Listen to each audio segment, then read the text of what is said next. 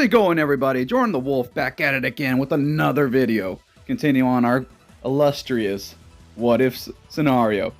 That's right, it's the 7th installment of What If Krillin Got the Buff Form.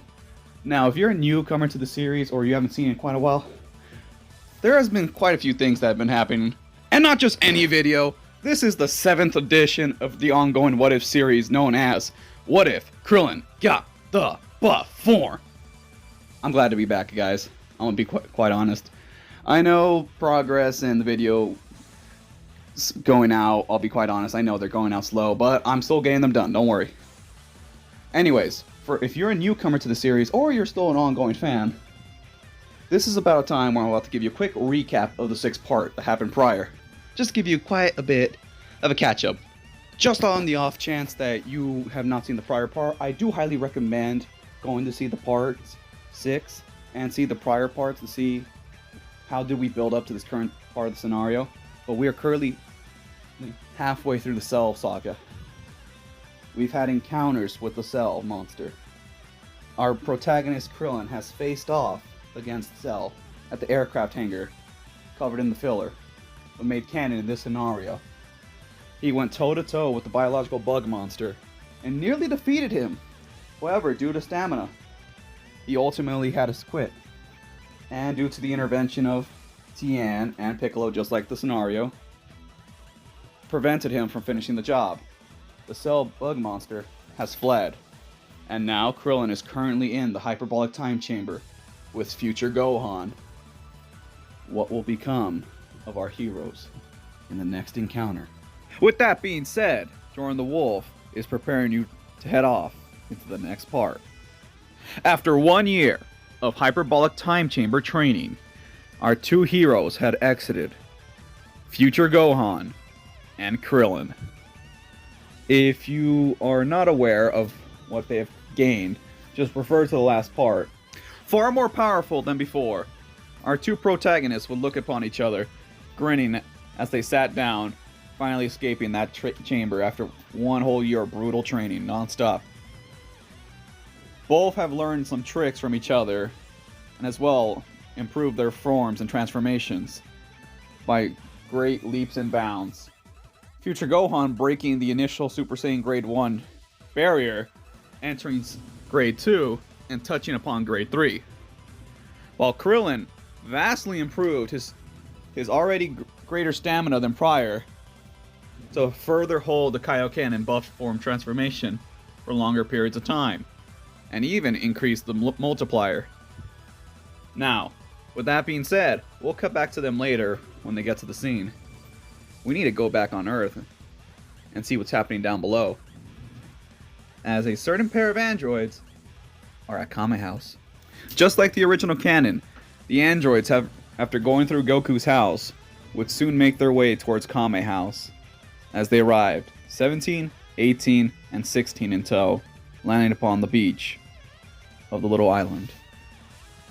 And just like in canon, Piccolo would step up and stare at them, telling them that he will take them on, as he was soon depart to take on the androids. However, unlike the original canon, as opposed to Tien and Yamcha staying behind, they would grow bold due to their latent power. They only lost the previous time due to stamina depletion, but together with a new powered up Piccolo, they believe they can take him on. At first, Piccolo refused to bring him along, telling them they should stay back and let him handle it. But Tien and Yamcha insisted, and so the 3 warriors would depart with the androids, heading off to the wastelands, landing on a remote island just like in the original canon. But in this situation, instead of just being Android 17 for his Piccolo, Tien and Yamcha would also be there, acting more as backup in this situation right now. And the fight began. Android 17 and Piccolo charged at each other, dancing around the battlefield, blitzing around, firing key projectiles, and rushing in for close quarters combat. A hard kick, a hard right.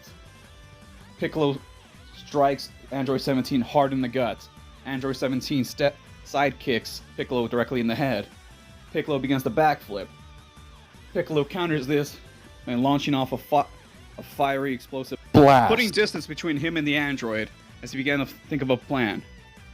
But then he would strike the android hard as he possibly could, rushing in order to put distance between him and the android before firing off a demon wave, as Android 17 would have to dodge, evading the blast, only to get hit in the back of the head by Piccolo.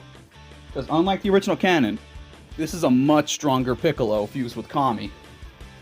So instead of being even keel, it was Android 17 who was on the back foot in this situation, constantly having to spam energy projectiles using his infinite energy engine and throwing up barriers just to stay into the fight. Piccolo fired off a massive Masenko, only for Android 17 to throw up a barrier as it pushed him back, forcing 17 to really take this fight seriously as he charged up two great big handfuls of ki in his hands, extending them outward, and then launching a massive ki attack towards Piccolo, who would stand still and then block it with his own blast, launching it at him. And in this case, he would begin to fire off various projectiles within the air. The 17 would begin dodging instinctively, only to realize they're not hitting him. And before he can react, he would soon realize what was going on, as Piccolo yelled at the top of his lungs, "Hellzone grenade!" as all the blasts would envelop Android 17, who at the last second threw up an energy barrier just like the original canon, as the swarm and storm of the yellow ki projectiles slammed into his barrier, rocking him, shaking him in the air. But as the smoke would dissipate, Piccolo would see him alive. Android 17 would pant, wiping his mouth, saying, "Is that the best you got?" Only to be immediately met by Piccolo in the air, who yelled out, "Kaioken," and smashed his fist against Android 17's head. At this point, the other androids would start to realize 17 is going to lose this, and Piccolo is going to kill him. As androids 16 and 18 were about to step in, the humans would act like guards, trying to keep him away from Piccolo. But then, another figure would arrive. A malicious figure would step upon the island, making his presence known. "Hello, Piccolo. I see you've led me toward the androids." It was the bug monster Cell. The androids and the humans would look confused amongst themselves, but Piccolo knew who this android was, who eluded him last time, by sheer luck of that solar flare. He knew this time he would have to stop the bug monster. As he began to make his intentions known, he had to absorb the androids. And 17 and 18 were not pleased about this, not wanting to go with him. But as he would rush the injured 17, who was far more battered than the original, he began to push him to the ground, opening his tail, attempting to absorb Android 17, only for Piccolo to quickly rush towards Cell and elbow him directly in the gut, sending him flying, as Cell crashed against the dirt, rising back up, charging at Piccolo, only for the humans to also intervene, as Tien and Yamcha in unison would bulk up, smashing their fists against Cell, although this would not faze him as much, still sending him back. He'd grit, looking at them all.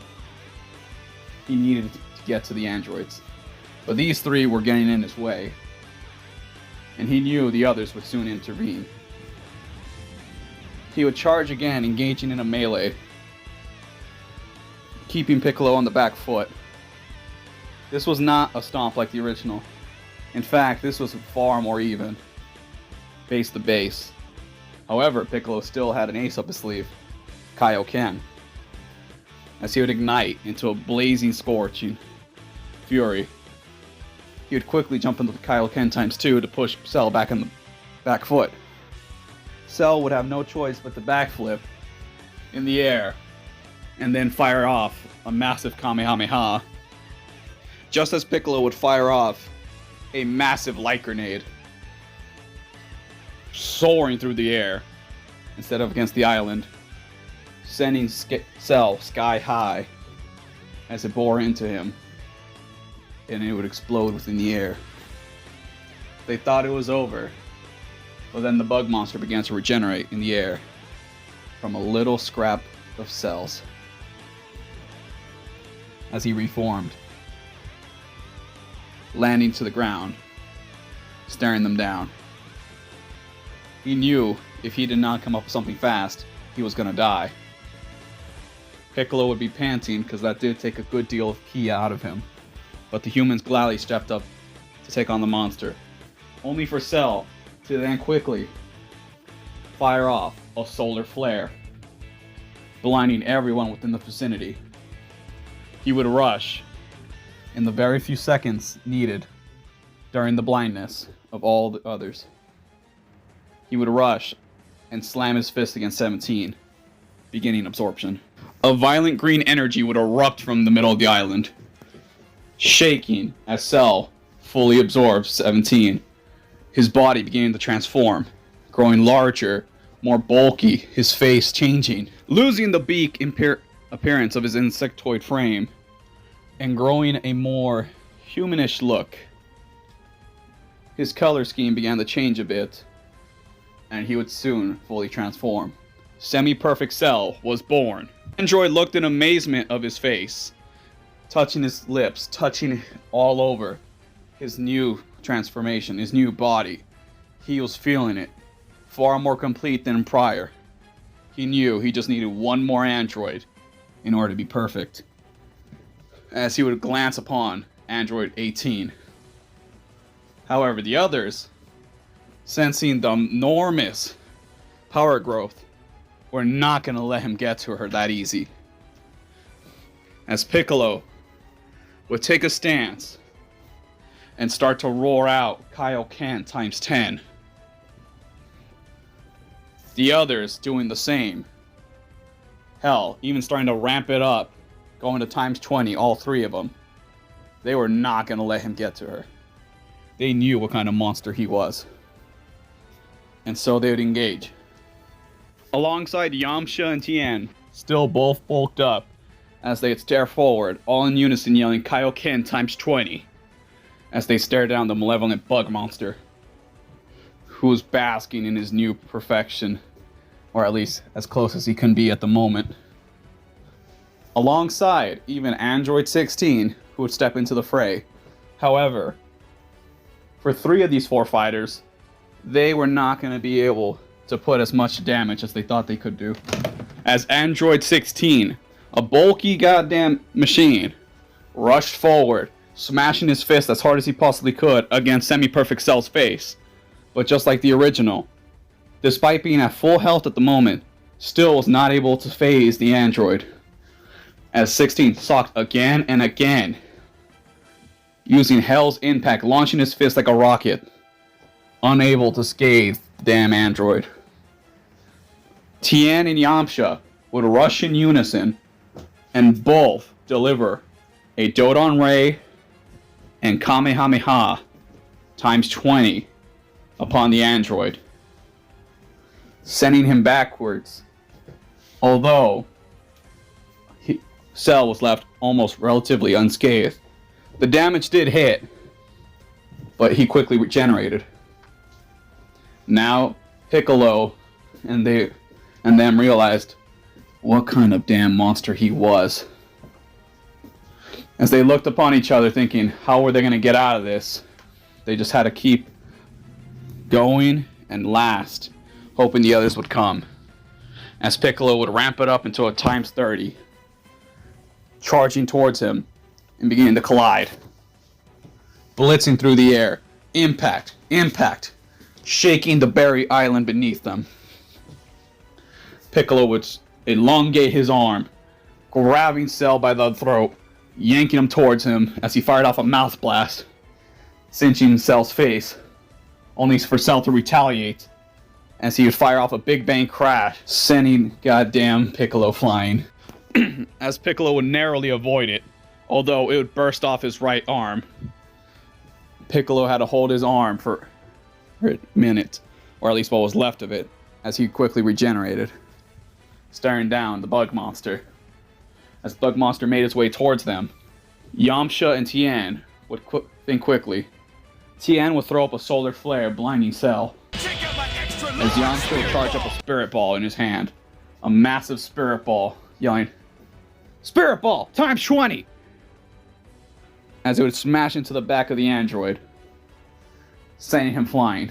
As he began to manipulate it within the air, the ball bouncing around Cell, again and again and again.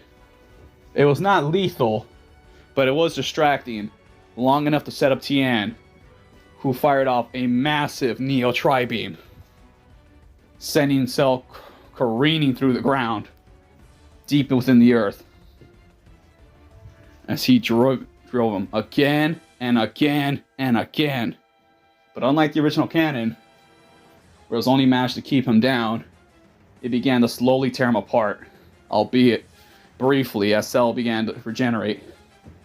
Every limb that managed to get blown off with the assistance of the others, he would start to regenerate, but the wear and tear damage was starting to linger.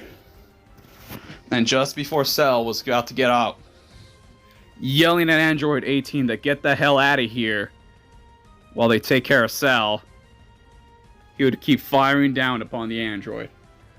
As Yamcha would join him, Piccolo would join him, starting to blast him further and further into the earth.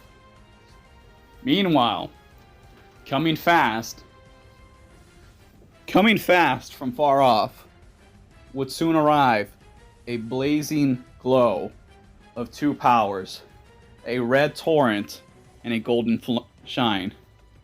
Krillin and future Gohan had arrived on the scene. Goku and Gohan, the younger one, would be currently in the time chamber.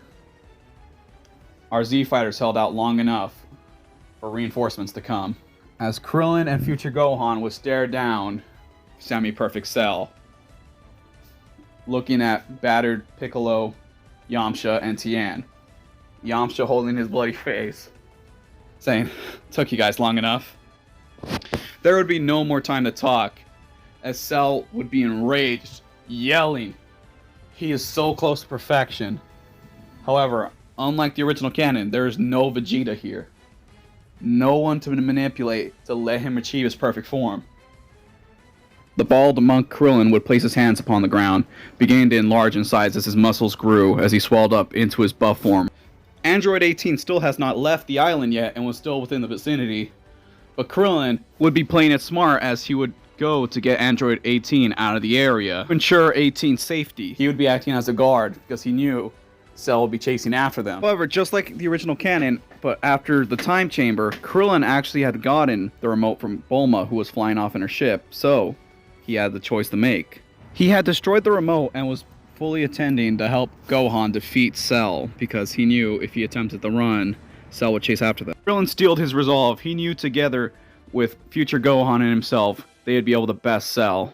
18 was floored by this gesture, destroying the remote. However, in her eyes, she didn't think he was going to be able to best Cell, so she kind of felt he should have kept the remote around still. Plan in mind, he would just figure he would just have to get them out of there as he would scoop up the battered Android 16, as well as scooping up Android 18 as he began to fly off. Hoping to get them out of the way of fighting, hoping Gohan can hold off Cell long enough for him to return to help defeat the android. Just as Cell was charging after them, future Gohan would bulk up into Super Saiyan, Grade 2, and smash his fist directly into the back of the head of Cell, smashing him into the floor.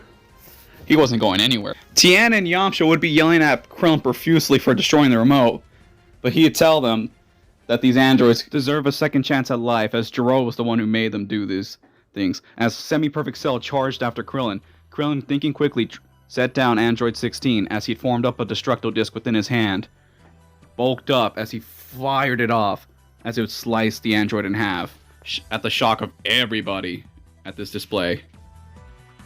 Semi-perfect Cell regenerated from this, however, was quite infuriated, only to be met by future Gohan's careening fist as it smashed against his jaw, sending him flying. Krillin would help up Android 16, but would ask 18 to please get out of there, as he would go in with Future Gohan to fend off Semi-Perfect Cell as they would collide. Future Gohan beginning to charge up a massive Super Kamehameha in unison with Krillin also charging up a shocking Kamehameha, illuminated in a bright red torrent in his buff form. As Future Gohan in Super Saiyan Grade 2. Future Gohan was wasting no time in trying to engage Semi-Perfect Cell, trying to handle this once and for all. As Cell was trying to evade both fighters, every time he dodged Krillin, Future Gohan would strike him in the back. Every time he tried to attack Future Gohan, Krillin was right there with a solar flare, and then hitting him with a Thunder Shock surprise. Both these fighters were wasting no time. Krillin would engage in a melee with Semi-Perfect Cell, colliding, both their fists crashing against one another in the air. Explosions would be heard, thuds. Krillin being sent back flying, as he would then fire off another destructo disc which managed to cut off Cell's arm. He'd quickly regenerate, but then be met by these two warriors, as Krillin would set him up, as he would hear, "Mafuba!" as a green spiral filled the air, as he began to hold Semi-Perfect Cell in place. He began to struggle, as Krillin amped it up, Kaioken times 50, locking him in place, holding him, trying to draw him in, grabbing him quickly by his tail, launching him back up once more, as he stomped his foot upon the ground, looking at Gohan, and they'd both look in unison, as they'd both start to charge up their respective attacks. Gohan would start to proclaim, "Super Kamehameha," as Krillin alongside him would be yelling, "Shocking Kamehameha," as both sent off two golden beams, engulfing the android, disintegrating him, not leaving a single cell behind, atomizing him.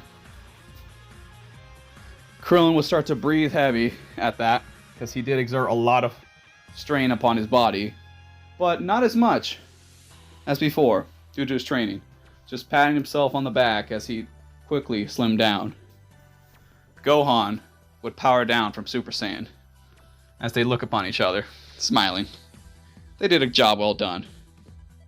As Krillin would tap his back pocket and grab out a little baggie of senzu beans, begin to distribute them amongst the Z fighters. Krillin, Tien, and Yamcha. Piccolo, Tien, and Yamcha getting healed up. They would look at the androids now thinking, what do they do with them? But Krillin, always a friendly guy, always sticking his nose out for people, would stick his nose out for them as well, saying, they can change, they can do much better. And the scenario would kind of end off the same. No perfect cell in this scenario. Goku and Gohan are still in the chamber, and we still cut off later on. Once Dende comes to Earth, we can get the wish that would revive Android 17. Now, this is where the scenario ends here, at least for this part anyways. If you liked it, I hope you like, share, and subscribe. I know this was a hell of a long wait. I do apologize. I do have my reasonings. There was a lot of technical difficulties on my end, including the app I used to edit actually deleting the entire video I had, and I had to restart from scratch. So this is why the video is coming out so late compared to usual. It was supposed to come out actually a month ago, but you know, once you lose everything, and now my phone keeps randomly deleting some of the files, I have to just keep re-downloading and starting from scratch. But I hope you guys enjoy this Drawing the Wolf. I hope you guys stay tuned for the next scenario, for the next part anyways. I do want to say one thing. I want to say a quick shout out to all you guys who are still supporting me. I know it's a bit of a struggle when you have a small-time guy like me. Like, I'm not consistent. I know that. I'm sorry. But hey, at least we're here, and hopefully I'll be able to talk to you more in the next part about the aftermath. Does he still end up with Android 18? What happens during the 7 years now that Goku's still alive? What should we bring back Vegeta, who's still stuck in the damn rice jar? Who knows, man? Who knows? But anyways, Drawing the Wolf, signing out.